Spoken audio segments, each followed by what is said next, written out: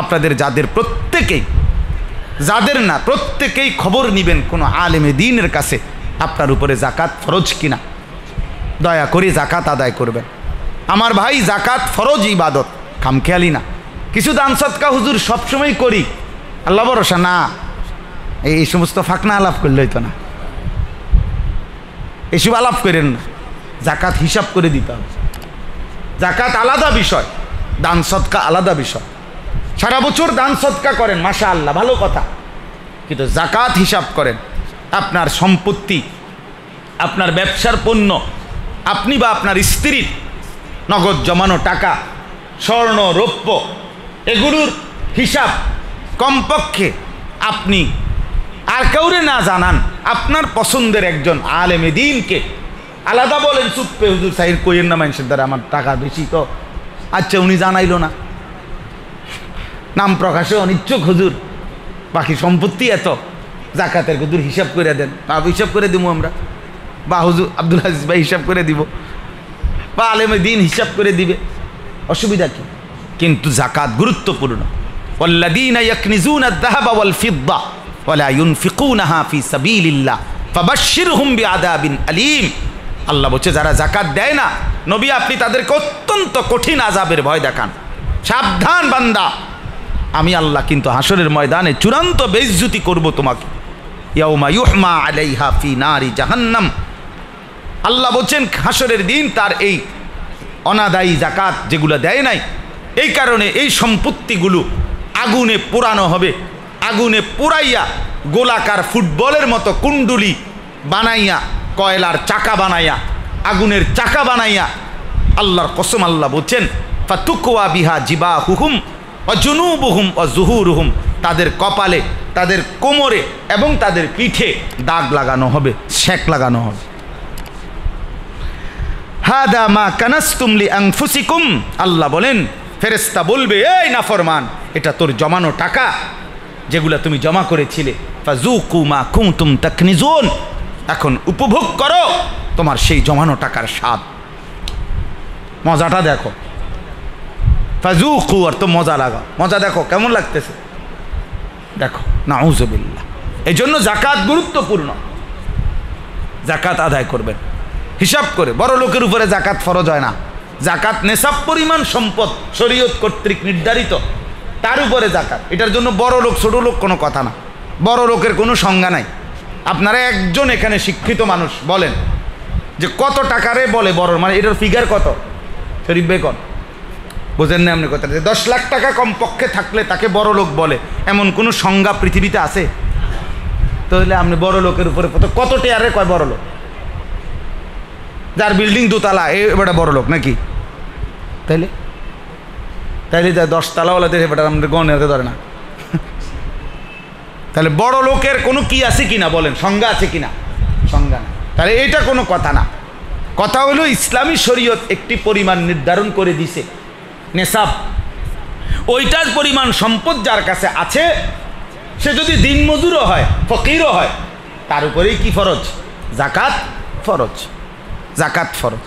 এই জন্য জাকাত আদায় করবেন। জাকাত আদায় করবেন নির্ধারিত খাতে। কোরআনুল করিম বলে দিছে জাকাত কাকে দিবেন। লিল ফুকারা ওয়াল মাসাকিন ওয়াল আমিলিনা আলাইহা ওয়াল মুআল্লাফাতি কুলুবুহুম, আলাদা কোরআনের আয়াত আছে। গরিব, দুঃখী, ইয়েতিম, অসহায় কে দান করবেন। আপনাদের পাশে মাদ্রাসা আছে, আলহামদুলিল্লাহ, এই মাদ্রাসা এতিমখানা আছে, গরিবদের জন্য আলাদা ফান্ড আছে, তাদেরকে দিবেন। আমাদের শায়েখ আল্লামা মুফতি মুশতাকুন নবী কাসেমি হুজুরের সুধন্যপুর মাদ্রাসায় এতিম গোরাবাদের আলাদা বিশেষ ফান্ড আছে। আমাদের রানীর বাজার মাদ্রাসা, কাসেমুল উলুম মাদ্রাসা, আশেপাশে আরও মাদ্রাসা আছে। আপনাদের মাদ্রাসাগুলোতে আপনারা আপনাদের সুবিধা মতো জাকাতের অর্থ আদায় করবেন গরিব অসহায় ছাত্রদের ফান্ডে।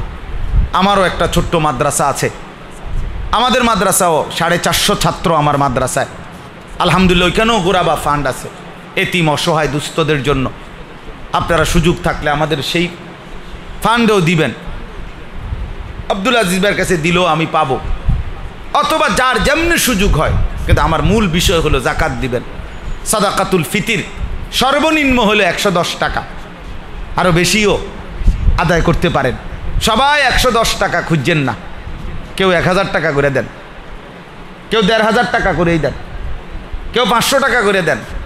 আপনার তো সামর্থ্য বেশি, আপনি কেন সর্বনিম্ন 110 টাকা খুঁজবেন? এটা তো একবারে দুর্বল ব্যক্তির জন্য কি করা হয়েছে, শেষ 110 টাকা। আরও বেশি পারলে বেশি হিসাব করে সাদাকাতুল ফিতর দিবেন। রমজানের এই শেষ দশক আপনারা মেহেরবানি করে কমপক্ষে, সবাই তো আর এই বছরই এক্ষুনি ইচ্ছা করলেও এতেকাফ করতে পারবেন না, কিন্তু কমপক্ষে শেষ দশককে আলাদাভাবে কদর করেন। প্রতিদিন তারাবির পরে আরও কিছু নফল নামাজ পড়েন, দোয়া করেন, একটু সময় বেশি জাগেন, যেন আপনার আচরণ দ্বারা, আমলের দ্বারা বোঝা যায় যে আমি রমজানের এই 10 দিনকে আমার গত 20 দিনের চাইতে একটু বেশি কি করছি, কদর করছি। একটা পার্থক্য যেন কি বোঝা যায় আমার আমলের দ্বারা, তাইলেও আল্লাহ তাআলা বরকত দিবে। আর আগামী বছর, এবছর যাদের সুযোগ হয় এবছরই বসেন, আর নয়তো সামনের জন্য নিয়ত করেন যে ইনশাআল্লাহ যে আমি ইতিকাফ করব ইনশাআল্লাহ। বলেন না না, পুরোটা কইতে হইব, আমি ইতিকাফ করব এটা কইতে হইব। আপনি আমরা কইবেন না, কিন্তু কইলাম আপনি আমারটা আপনার দরকার কি, আমারটা তো আমি বলেন বলেন যে আমি ইতিকাফ করব ইনশাআল্লাহ। চেষ্টা করেন, 10 দিন তো আর 10 বছর না, ঠিক না? আল্লাহ তাআলা তৌফিক দান করেন, আল্লাহ তাআলা কবুল করেন, আল্লাহ তাআলা আমাদের প্রত্যেকের রমজানকে দামি বানাবার তৌফিক দান করেন, আমিন। জি জি, একটা মিনিট। আজকে আলহামদুলিল্লাহ আপনারা সবাই শুনেছেন সারা পৃথিবীতে ইমানদার মুসলমানদের মুসিবতের কথা।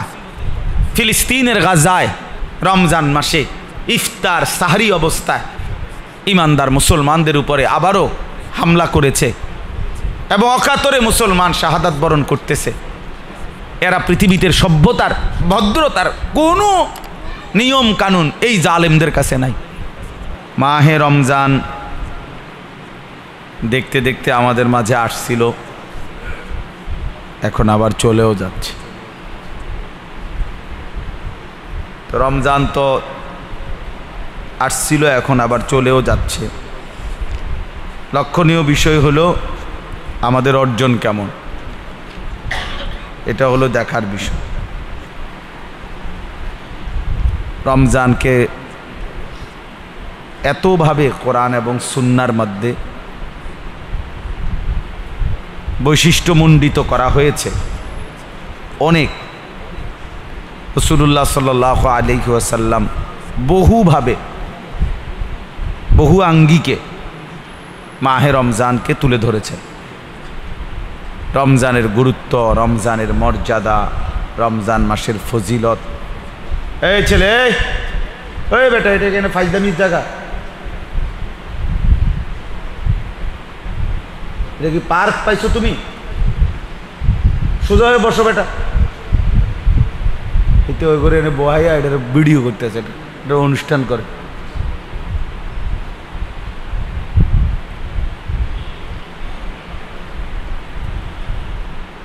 জি,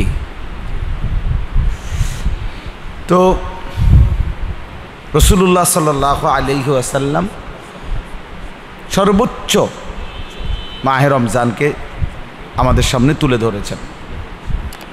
কোরআনুল কারীমের ধারাবাহিক 5টি আয়াত, সূরা বাকারার 183 থেকে 187, এই 5টি আয়াতে মহান আল্লাহ পাক রব্বুল আলামিন মাহে রমজানের গুরুত্ব, মাহে রমজানের সংক্ষিপ্ত মাসআলা সব কিছু আল্লাহ তাআলা এখানে উল্লেখ করেছেন। তো সব শেষে রাসূলুল্লাহ সাল্লাল্লাহু আলাইহি ওয়াসাল্লাম সর্বশেষ হাদিসের মধ্যে আছে যে নবী সাল্লাল্লাহু আলাইহি ওয়াসাল্লাম বলেছেন, জিবরাইল আইসা নবীজিকে শুনাইছে যে রমজানের মতো এত বড় মাসও যে পেয়ে যে নিজের গুনাহ মাফ করাইতে পারল না, কদর করতে পারল না, তো তার উপরে আল্লাহর লানত, অভিশপ্ত ওই জীবন, বদনসিব দুর্ভাগা ওই জিন্দেগি, যে জীবন রমজানের মতো মাস পেল, হায়াতে বেঁচে ছিল, কিন্তু নিজের গুনাহ মাফ করাইতে পারে নাই। যেদিন চাঁদ ওঠে, তা আমরা মসজিদে নববীতে চাঁদ ওঠার সময় আমরা মদিনায়, তো ওই দিনও মাগরিবের ওয়াক্তে জানাজা হয়েছে, মাগরিবের নামাজের পরে। তা আমাদের শায়েখ আল্লামা মুফতি মুশতাকুন নবী কাসিম হুজুর বলতেছেন, মাওলানা আহা এই মানুষগুলো দোয়া করছিল যে আল্লাহ রমজান পর্যন্ত হায়াত দেন,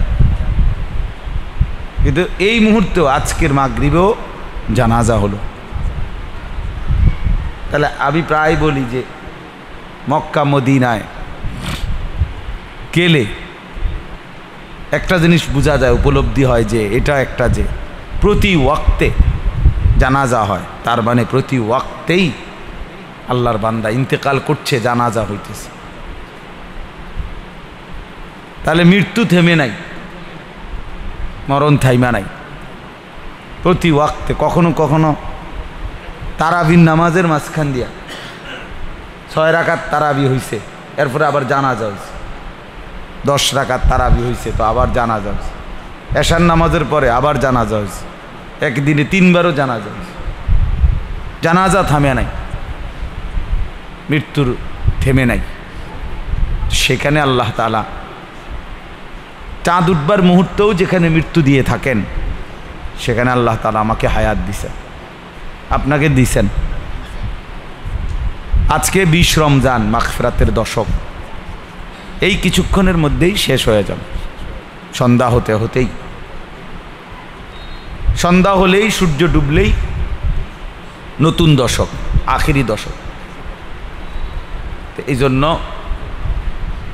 প্রথম কথা হলো, শেষবারের মতো আজকেও সন্ধ্যার আগে আগে আমরা যেন ইস্তেগফার, দোয়া, নিজেদের গুনাহ মাফ আল্লাহ তাআলার কাছে সর্বোচ্চ কাকুতি মিনতি করে চেয়ে নেওয়া উচিত। আর শেষ দশক, শেষের 10 দিন, হাদিসের মধ্যে এই কথা স্পষ্ট আছে।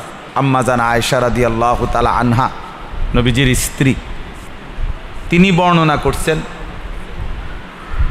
কানা রাসূলুল্লাহ সাল্লাল্লাহু আলাইহি ওয়াসাল্লাম ইয়াজতাহিদু ফিল আশরিল আওয়াখির মিন রমাদান মা লা ইয়াজতাহিদু ফি গায়রিহি। নবী সাল্লাল্লাহু আলাইহি ওয়াসাল্লাম রমজানের শেষ দশকে এই পরিমাণ মেহনত করতেন যা তিনি অন্য কখনোই করতেন না। তাহলে রমজানের প্রথম 20 দিন তিনি যে পরিমাণ ইবাদত করতেন তার চাইতেও বেশি, এমনকি সারা বছরের চাইতে বেশি ইবাদত আল্লাহর নবী সাল্লাল্লাহু আলাইহি ওয়াসাল্লাম এই রমজানের শেষ দশকে করতেন। তাহলে গোটা বছরের 354 দিনের মধ্যে, মানে আরবি চাঁদের হিসাবে হলো 354 দিন, এক বছর। তো এই 354 দিনের মধ্যে রাসূলুল্লাহ সাল্লাল্লাহু আলাইহি ওয়াসাল্লামের জীবনে এই 10 দিন ছিল একদম পৃথক। তাহলে 354 দিনের মধ্যে যদি 10 দিন আলাদা হয়, বাকি 344 দিন তিনি গাফলতি করতেন। কি মনে হয়? নাউযুবিল্লাহ। তিনি কোনো ইবাদতে আমলে অবহেলা করতেন এমনটা মনে হয় না।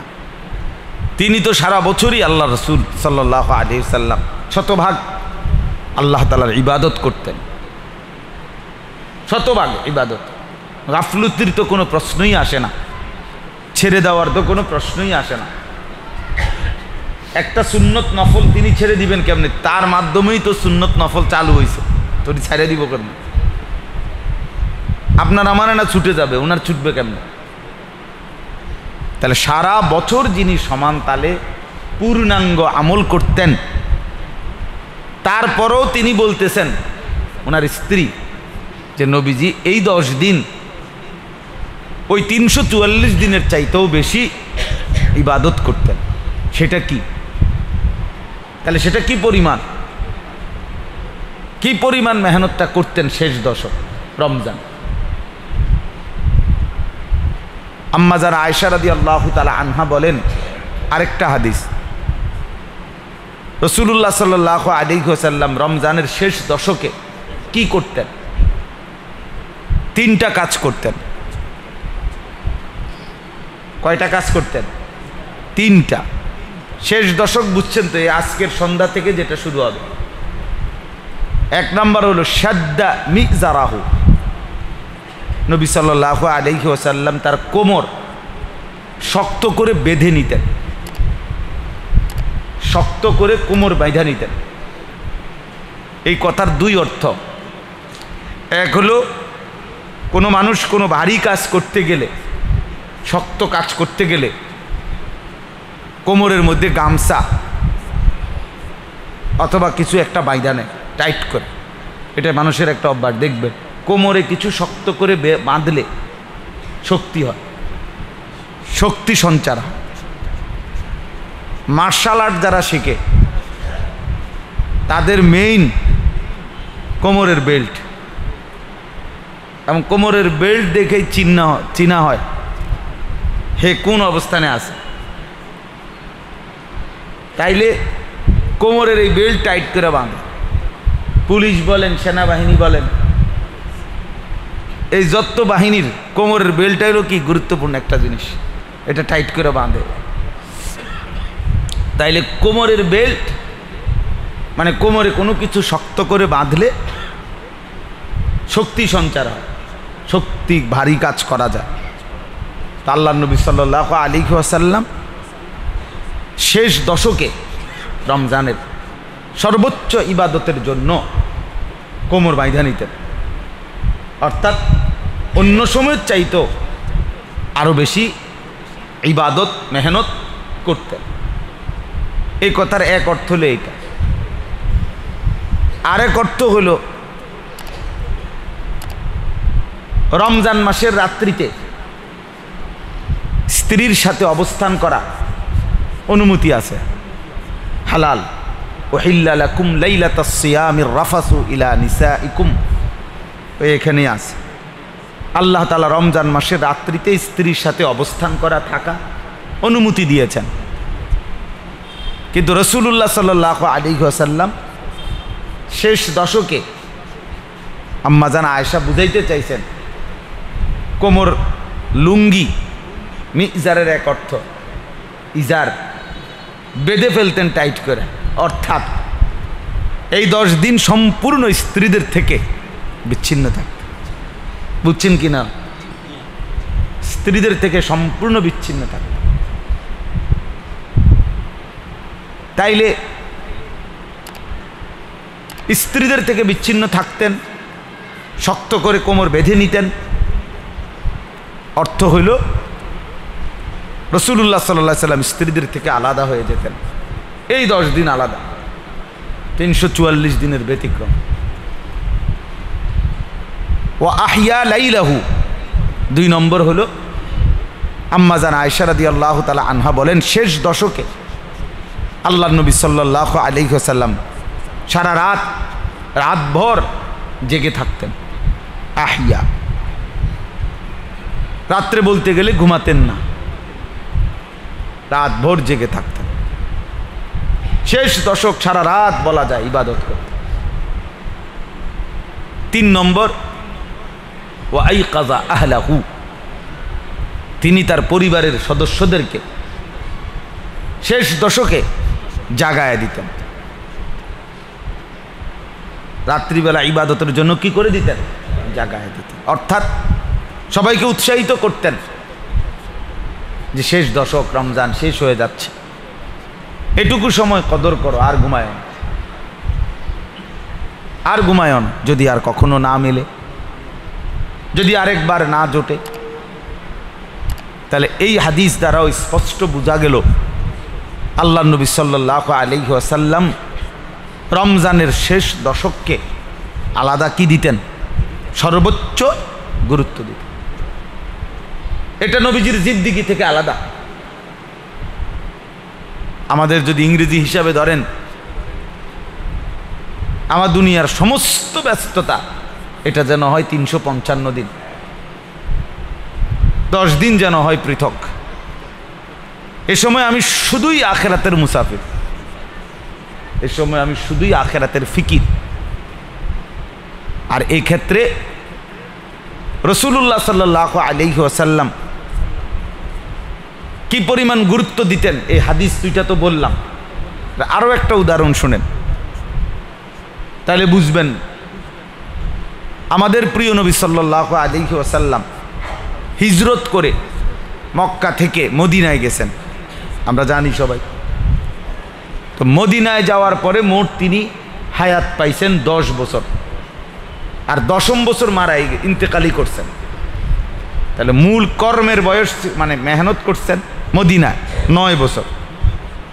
যদিও মদিনার জীবন 10 বছর আমরা বলি, 10ম বছর কি হয়েছে? ইন্তেকাল হয়েছে। আচ্ছা ধরে নিলাম 10 বছর। এই 10 বছরের ভিতরে হাজারো দিনই কাজের সাথে তো আছেই, তিনি 57টি যুদ্ধ মোট পরিচালনা করছেন। তন্মধ্যে 27টা যুদ্ধে সশরীরে অংশগ্রহণ করছেন, 30টা যুদ্ধে সাহাবায়ে কেরামের মাধ্যমে যুদ্ধের কাফেলা পাঠাইছেন। তাহলে কয়টা হলো? 57টি যুদ্ধ। আচ্ছা 10 বছর মানে 9 বছরের ভিতরে 57টি যুদ্ধ যিনি পরিচালনা করছেন, এর মধ্যে 27টি যুদ্ধে তিনি নিজে সরাসরি অংশগ্রহণ করেছেন। তাহলে 9 দুগুণে কত? 18, 3 নং কত? 27। সশরীরে অংশগ্রহণ করছেন বছরের গড়ে 3টা, পরিচালনা করছেন আরো 30টা যুদ্ধ।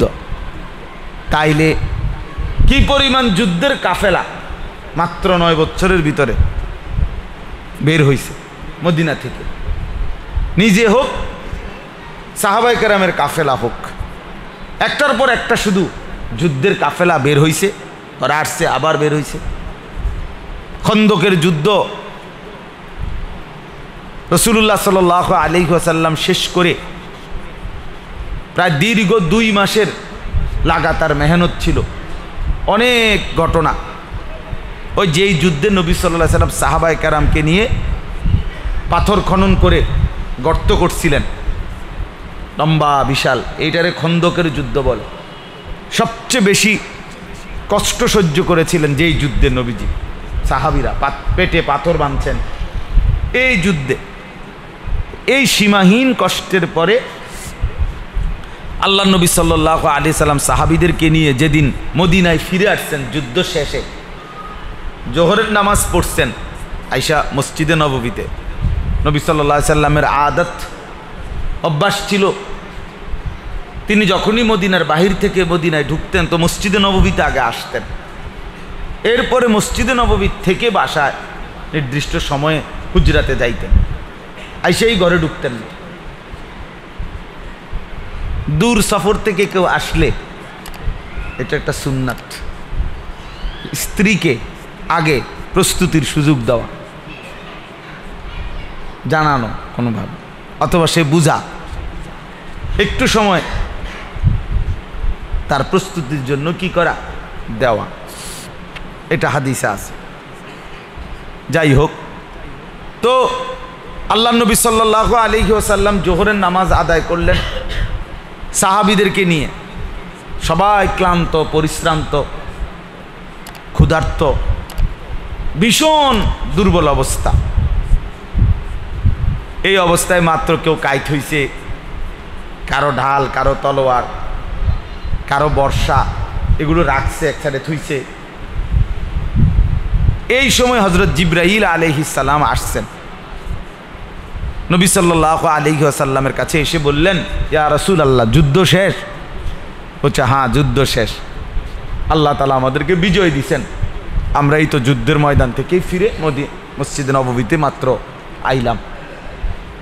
হযরত জিবরাইল আলাইহিস সালাম বললেন, ইয়া রাসূলুল্লাহ, যুদ্ধ শেষ হয় নাই, আল্লাহ তাআলা আদেশ করছেন, আমাকে ফেরেশতাদের কাফেলা দিয়ে পাঠাইছেন ইহুদিদের একটি গোত্র বনু কুরাইজা এই মদিনার মধ্যে, এখনই আপনাকে আপনার সাহাবীদেরকে নিয়ে বলছে ওদের উপরে এখনই আক্রমণ করতে হবে।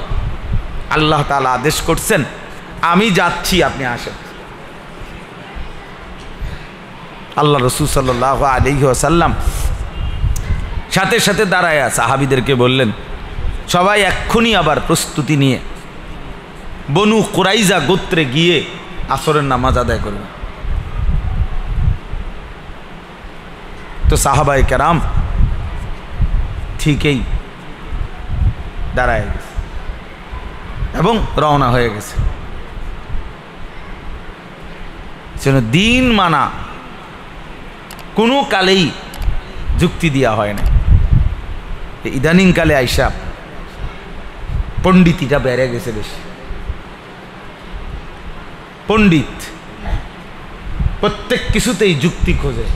ছোট ছোট বাচ্চা পোলাফাইনও তর্ক করে এ ব্যাপারে, দলিল কি, যৌক্তিকতা কি। আমল তো করে না, ফাজলামি করে বেশি। বুদ্ধিজীবী, সবাই বুদ্ধিজীবী। যার একটা নিজস্ব বড় মোবাইল আছে উনি একজন মুজতাহিদ, উনি একজন সাংবাদিক, উনি একজন বিশ্লেষক, উনি সারা পৃথিবী একজন বুদ্ধিদাতা। এটার মধ্যে আছে, এটা কইয়া দিলেই তো হইল। আমার দৃষ্টিতে এখন আমেরিকাকে এ সাইডে নিয়ে ইন্ডিয়ারে এই সাইডে দিয়ে দেওয়া উচিত, বা আমার দৃষ্টিতে ঢাকাটাকে চিটাঙ্গে রাখিয়া চিটাঙ্গারে ঢাকাতে মেলাইলে ভালো ছিল। বলে দিলাম, দুই একজন নিচে দিয়ে কমেন্টস দিল, তুই একটা পাগল, তো একটা কমেন্টস তো। আরেকজনে বললো আস্থা পাগল, আরেকজনে বললো হাফ মেন্টাল। সেগুলো না, আমার এই ভিউ হইতেছে, অসুবিধা কি? আমার যেটাই বলুক, পাগল কক আর হাফ কক আর ফুল কক, ভিউ তো হয়েছে আমার, এটা মানে দেখছে তো মানুষ। এই এক নেশা সবার মাথা। তাহলে আমলের চাইতে সাহাবায়ে কেরামের জজবাটা কি ছিল? সাথে সাথে দাঁড়ায় গেছে, যুদ্ধের ময়দানে ছুটে গেছে। আবার দীর্ঘ 1 মাসের কাছাকাছি ওই গোত্র অবরোধ করছে। এরপরে আল্লাহ তাআলা ওইখানেও মুসলমানদের বিজয় দিছে। তো এরপরে ফিরে আসে, তো ফিরে আইসা আবার 3 বছর আর যুদ্ধ নাই, বুঝছেন না? আবারও তো কি রং। তো আমার বলার উদ্দেশ্য হলো আসলে এই কথাটা, যে দীর্ঘ 9 বছরের ভিতরে মাত্র তিনি 57টি যুদ্ধ তিনি এবং সাহাবায়ে কেরাম পরিচালনা করছেন, অংশগ্রহণ করছেন। কিন্তু এরপরেও তাহলে বোঝা গেল এক এক বছরে অনেকগুলো যুদ্ধ করতে হয়েছে। কিন্তু এরপরও নবী সাল্লাল্লাহু আলাইহি সাল্লামের পুরা 10 বছর, মানে এই 9 বছর বা 10 বছরের এই হায়াতে মদিনা, এই জিন্দিগিতে একবারের জন্য কোনো শেষ দশকে, রমজানের শেষ দশকে কোনো যুদ্ধ নাই, না সাহাবায়ে কেরামের না তার। শেষ দশক আলাদা, এই কথাটা বুঝাইতে চাচ্ছে। এত ব্যস্ততম জিন্দিগির মধ্যেও তিনি শেষ দশক জিন্দিগির জন্য আলাদা করে রাখছেন। এটা শুধুই মসজিদ, এটা শুধুই ইতিকাফ, এটা শুধুই ইতিকাফ, এটা শুধুই মালিকের কাছে পড়ে থাকা, এটা যেন রবের কাছে আশ্রয় নেওয়া, এটা যেন মালিকের কোলে আসা, এটা যেন আল্লাহর ঘরে বিছানা করা, এটা ইতিকাফ। এই কথাটাই জন্য বুঝাইলাম। ইতিকাফ কি জিনিস আপনারা অনেকে বুঝেন না। অনেকেই মনে করছেন একজন অসল বুড়া মানুষের মসজিদে হইয়া থাকুন, এটারে কয় ইতিকাফ। না রে বাপ, এটা ইতিকাফ, এটা না। এটা কি পরিমাণ মর্যাদাপূর্ণ, গুরুত্বপূর্ণ। নবী সাল্লাল্লাহু আলাইহি ওয়াসাল্লাম 10 দিন স্ত্রীদের থেকে পৃথক হতেন, মানে কি মসজিদের ইতিকাফে চলে আসতেন। তার স্ত্রীর কাছে যাইব কিন্তু ওয়ালা তুবাশিরুহুন্না ওয়া আনতুম আকিফুনা ফিল মাসাজিদ। আল্লাহ তাআলা যেই 5টি আয়াতে রমজানের কথা, রোজার কথা বলছেন, সেখানে স্পষ্টভাবে সর্বশেষ কথা বলছেন, তোমরা যখন মসজিদের ইতিকাফ করবে স্ত্রীর সাথে মেলামেশা করো না, স্ত্রীর কাছে যেও না ঘরে। আচ্ছা, তোমরা ইতিকাফ করো এটা কয় না, কইছে তোমরা যখন ইতিকাফ করবে তো স্ত্রীর কাছে যেও না, তো মানে এতেকাফ করতা না, এটা কোনো ভাবনারই বিষয় না। এতেকাফ তো করবাই, বাকি স্ত্রীর কাছে যেও না, বুঝছেন? নাহলে তো এই কথাটা বলে নাই যে তোমরা এতেকাফ করো, না না, এতেকাফ তো করবাই। ওষুধে তো দিলাম 6টা, তুমি 5টা খাইবা কেন? আমি যেটা সবসময় বলি, ডাক্তার সাহেব ওষুধ দিলেন 6টা, প্রেসক্রিপশনে লেখা 6টা, আপনি দিয়ে ওষুধ নিলেন 5টা, নিচেরটা নিলেন না কেন? এটা কোনো বুদ্ধিমান ন্যূনতম আকলওয়ালা মানুষ সে কি বলবে এটা বুদ্ধিমানের কাজ?